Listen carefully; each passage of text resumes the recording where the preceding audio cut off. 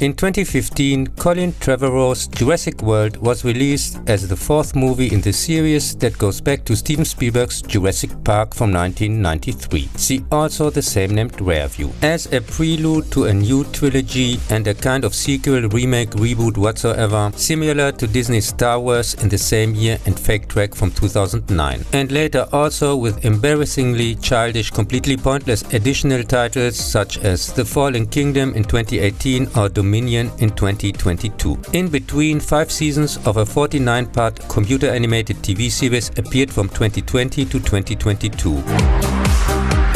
The 20-minute episodes, 2 minutes were already enough for me, take place before, during and after the events in Jurassic World, which doesn't interest me either, and follow teenagers, which I also don't give a shit about, who visit a camp on the island. The financially extremely successful second trilogy with a total worldwide box office of $4 billion at costs of less than $1 billion, for which Trevorrow also wrote all the so-called screenplays, shows clear parallels to Disney's equally unwatchable Palpatine saga, with a box office of $4.5 billion at total costs of $1.2 billion, in which parts 1 and 3 are also by the same hack.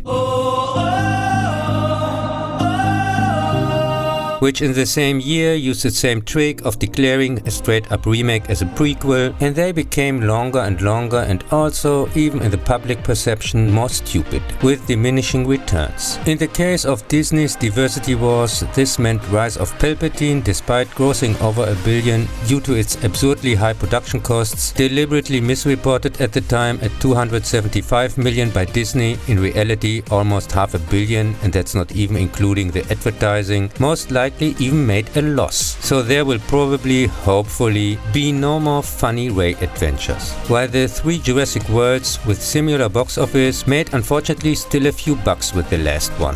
What a shame. And therefore we have already been threatened with further sequels / trilogies and worse. Will you be the one tonight?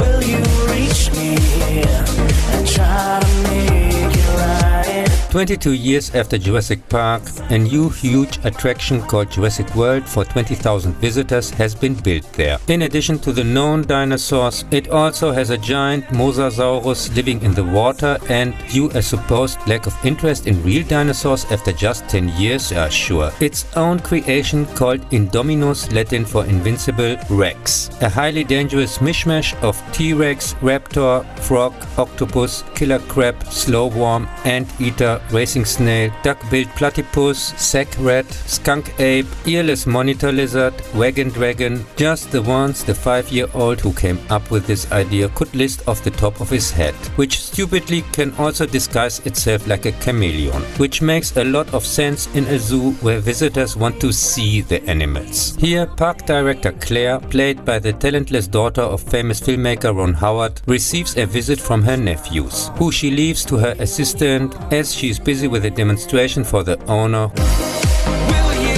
give me wings to fly? who wants to call the anthologist own Grady as an expert. Will you take me home across the great divide? Who is training raptors by making a stop sign with his hand and looking serious, which the head of security / official mustache-twirling movie villain wants to use for military operations. The Mishmash Rex manages to break out quickly due to other spontaneously occurring fantasy abilities. He suddenly can't be detected by thermal cameras and idiot behavior of those in charge. They open the cage door and go in before trying out the tracking system implanted in all the animals, which can only be used from another control room, which Claire frenetically drives to while she's on the phone.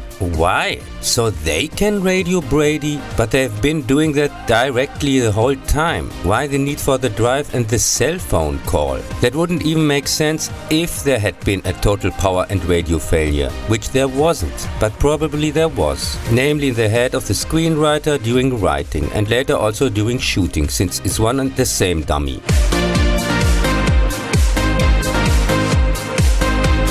Of course, the owner doesn't evacuate the park. At some point, the Fantasy Rex quickly rips out the tracking device. Sure. but wants a security team to capture him without the use of deadly force. Which of course ends with their death. Now Claire tries to evacuate, which of course doesn't work for reasons. While her annoying nephews have taken off on their own, ignoring all warnings and safety instructions, of course, can be called constantly but can't be warned because that's just the way it is. Being able to leave the visitors area with a park vehicle? Huh? Into the jungle? Is this a South Park episode? Even shopping carts are better secured. And now, of course, are chased by the fanfiction wrecks, unfortunately unsuccessfully. What a shame. In the meantime, the park owner / only pilot on the island gets himself killed for no reason.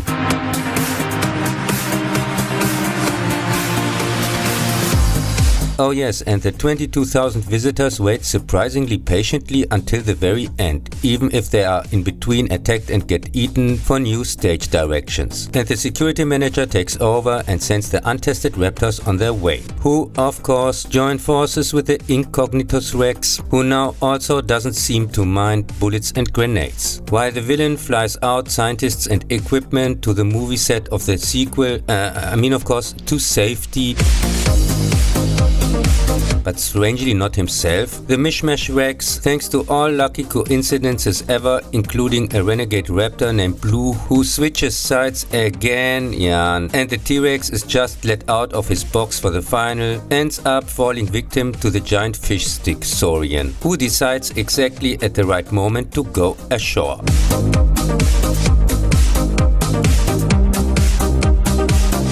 The Jurassic World Awakens product placement reference park is a sloppy and loveless, almost embarrassingly incompetent staged cliché parade that constantly insults the intelligence of its audience. What were they thinking? Nobody is that simple-minded. And no, that's right. The 1.6 billion box office tell a different story. And simply retells the exact same story of the first part with one-dimensional, poorly cast characters who seem even more artificial and implausible than the god-awful CGI used everywhere. But most of the time it's just boring, without any real tension or, God forbid, horror. It's only scary when it tries to be funny. Those scenes give you really the creeps. And the fact that the really, really bad sequels are still to come.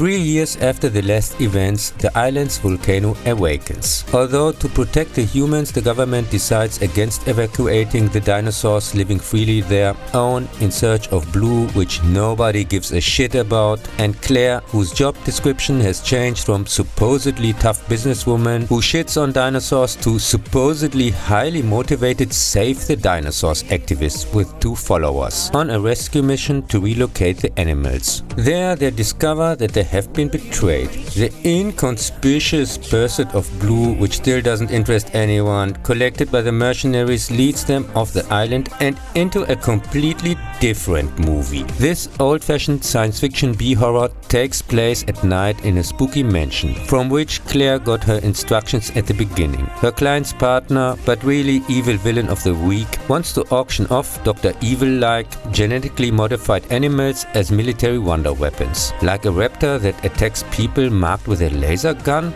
So you don't have to do the sweaty and time-consuming pulling the trigger or what? And they also meet the from all the other annoying kids in the series cloned Maisie, a recreated deceased daughter of her client who has already been killed by his villainous partner. When everything goes downhill as usual, the little girl, surrounded exclusively by irresponsible eco-fascists who allow this to happen, is allowed to decide the fate of the caged dinosaurs, doomed to die thanks to a gas leak. and of course sets them free because she feels a connection to them, since a clone and stuff. Will you give me wings to fly? Will you take me home across the great divide tonight? And not so much to the countless humans, especially little kids, who will end up in some of their bellies as a result.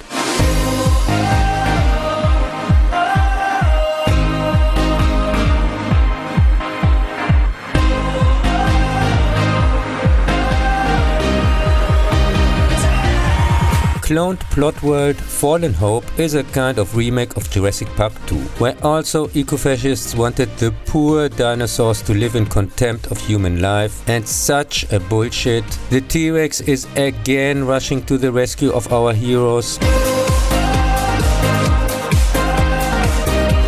They don't even shy away from blood transfusions between different dinosaur species. Why should any animal have any tactical advantage on a modern day battlefield? It's not the Middle Ages anymore. And for the record, nobody gives a fuck about stupid blue, compared to which the last Jurassic rehash seems downright solid. Garbage expert J.A. Bayonas, who also directed 2 episodes of Amazon's unwatchable Lord of the Woke Rings of Girl Power disaster, the most expensive mega flop of all time with $1 billion sunk so far, which no one has seen.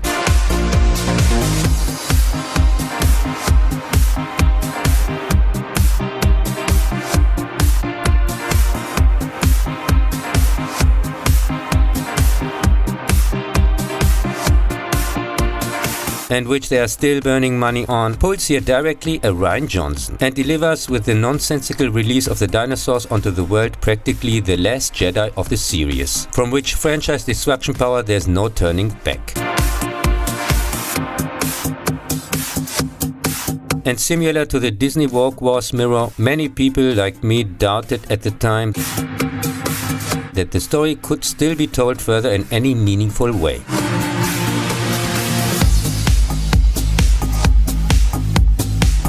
But at least Jeff Goldblum / Ian Malcolm from the old movies was able, by a brief appearance and mumbling confused into his beard, something like "stupidity always finds a way" or so, for 30 seconds of work to grab another paycheck.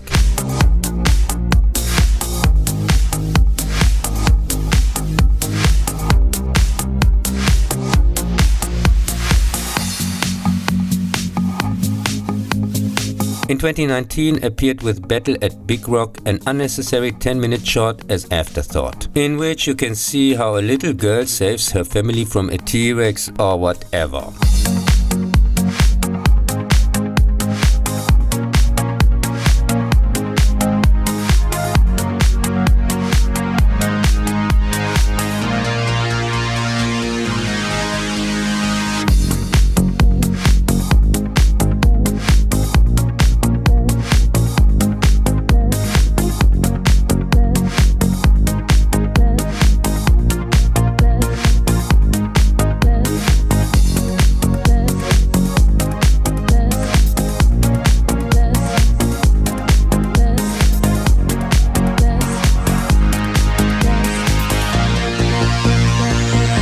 For years after the last disaster, humans, animals and dinosaurs live peacefully together in Jurassic World 3 Dominion, kind of.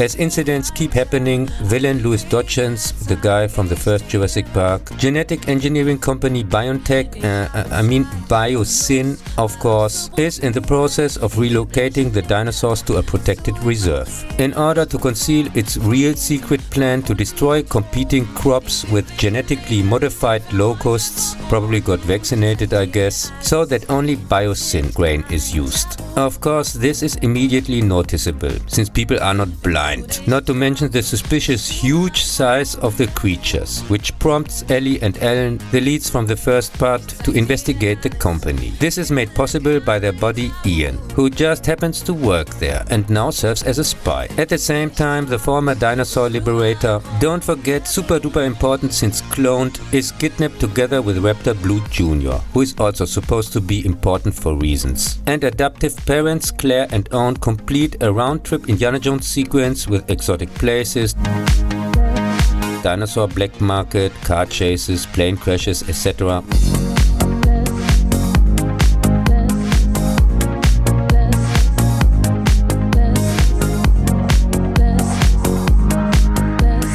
To fill the almost 3-hour running time felt like 6 with padding. I mean, of course, to free the also important teenager, because she's cloned, you know. In the meantime, she learns that she was actually born normally and that her mother somehow asexually impregnated herself or something, and in the process just cured a made-up deadly disease from which the mother herself died. Which is why Scientist Man now urgently needs her for his locust problem. Because although he invented everything and every animal since part 1, he's obviously not as clever as the chick with the Virgin Mary birth. In short, female Jesus is super duper important and the key to everything.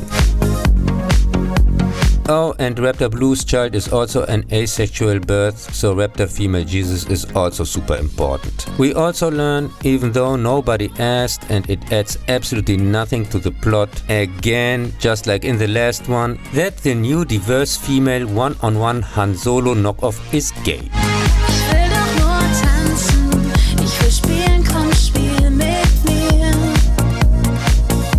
In the end, all roads lead to the old white man villain, whose indestructible locusts multiply completely unpredictably like locusts, and therefore become a plague. Who could have thought of that? Probably that's the reason why it's written in the Bible for 2000 years. Only to be betrayed by his diverse number 1, who conveniently was secretly working for the good guys all this time, and then casually perish on the run in an unbelievably drawn-out, unnecessarily protracted, seemingly never-ending final, while the old and new leads solve the vermin problem, somehow. But it's actually solved by the diverse Scientist Man, who has been responsible for all the deaths for 30 years. Now also promoted to good guy, since acting with good intentions, with further genetic manipulations.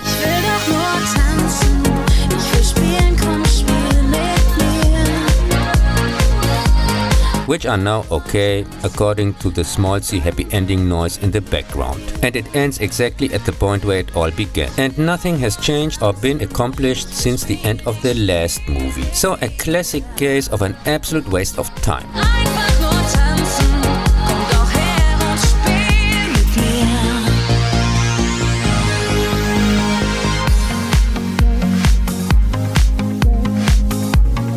Jurassic World 3 Dump Minion can best be summed up with completely uninteresting, woke fanfiction bullshit and puke boring. It's not so much about dinosaurs, but mainly about the stupid locusts. The only bright spot are the few scenes with the original actors from Jurassic Park, which are completely wasted here, like for a Blue Junior rescue mission. Not even the most hardcore Jurassic whatsoever fans are able to defend this cobbled together piece of shit with a serious face. Widely regarded, much like the third Disney Wars, quite rightly as a complete failure in cinematic terms, despite its billion-dollar box office, which doesn't even have a trash entertainment value like its crazy predecessor. For the third one, similar to the Disney The Last Jedi fiasco aftermath, the original offender was brought back to the scene of the crime to supposedly save the next one. In this case, the Colin Trevorrow Snorhead, who then, much like the other hack, Jar Jar Abrams in Rise of Palpatine, who has been allowed to finish off his deadly wounded victim, mystery box, you know, also delivered with this pile of dinosaur shit the official artistic declaration of bankruptcy, showing the whole world that no one had any plan here either, least of all him. And that this so-called trilogy was just a fraud from the very beginning, without any added value. I can't wait till this stupid franchise finally also gets extinct.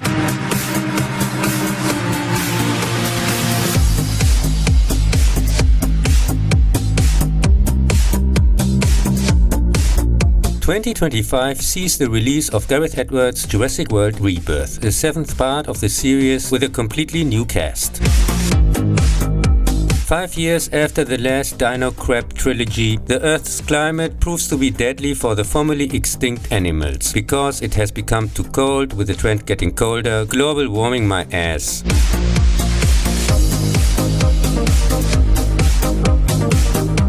which leads to their extinction once again, and they are forced to settle in areas around the equator, which are therefore designated as strictly guarded quarantine travel ban zones. In this heartwarming drama, a pharmaceutical company to develop a cure for heart disease, one of the most common known side effects of the so-called vaccination, needs DNA samples from the largest dinosaurs on land, sea and, very important, in the air, as they have the biggest hearts, as everybody knows. So instead of taking heart and simply getting them from the lab, the hardly dinosaurs were all created artificially anyway. They rather sent a scientist and mercenary persons with a heart of gold of all places to a deserted island where experiments are being carried out on dinosaur crossbreeding and where, according to their own statement, primarily 2 unsightly mutations have been left behind.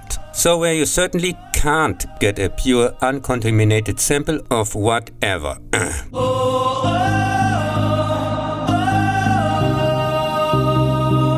Among other things, there is also a so-called Distortus rex, short D-Rex, sneaking around, which years ago, according to the introduction scene, thanks to a Snickers product placement incident in which a carelessly discarded package caused the so-called security system to open all doors instead of locking everything as is usual, especially in biolabs, escaped from the research facility whereupon the island was abandoned. At the same time, in the middle of the restricted quarantine area, which we are constantly told how difficult it is to get to, a father and his 2 children, and seriously the stoned boyfriend of his teenage daughter, presumably the fantasy element here, are carefree on a sailing trip. After their boat is capsized by water dinosaurs, they are rescued by the team, and for the purpose of artificial drama, in order to fill the running time of over 2 hours felt like 4 with something dragged along. After another incident, the family, who are now on their own, are separated from the team, which as soon as they have the samples want to fly out from a certain meeting point. Presumably there were only return flights, no outward flights, since probably fully booked.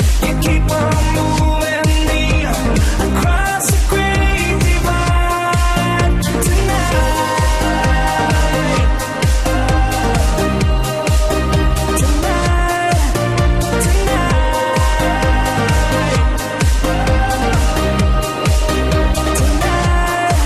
Jurassic World Afterbirth isn't quite as bad as the last one, since that's hardly possible, but still the opposite of good, so instead of plague, only cancer, and made in its second week already more than 2 times its $180 million budget worldwide back, so it's a financial success.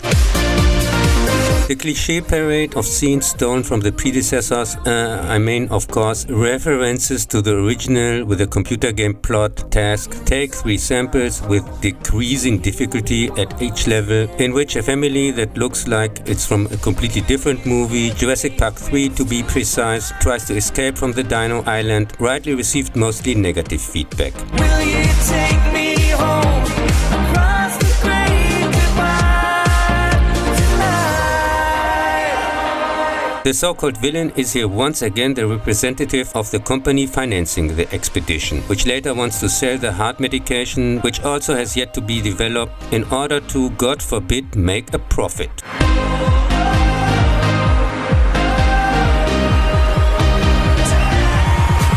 While our so-called heroes, aka the usual socialists and eco-fascists, want the samples which they are paid to obtain to be given away, in the hope that some company will develop something from them and then distribute whatever for free, or what?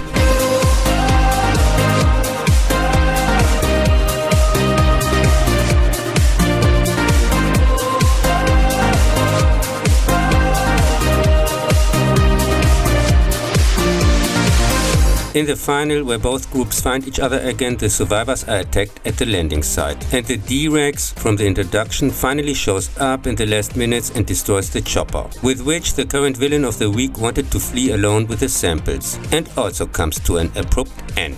And they go with the samples into the tunnel system, which leads to a boat in which they escape. With a baby dinosaur, even they established it can only survive in an equatorial climate, but who cares?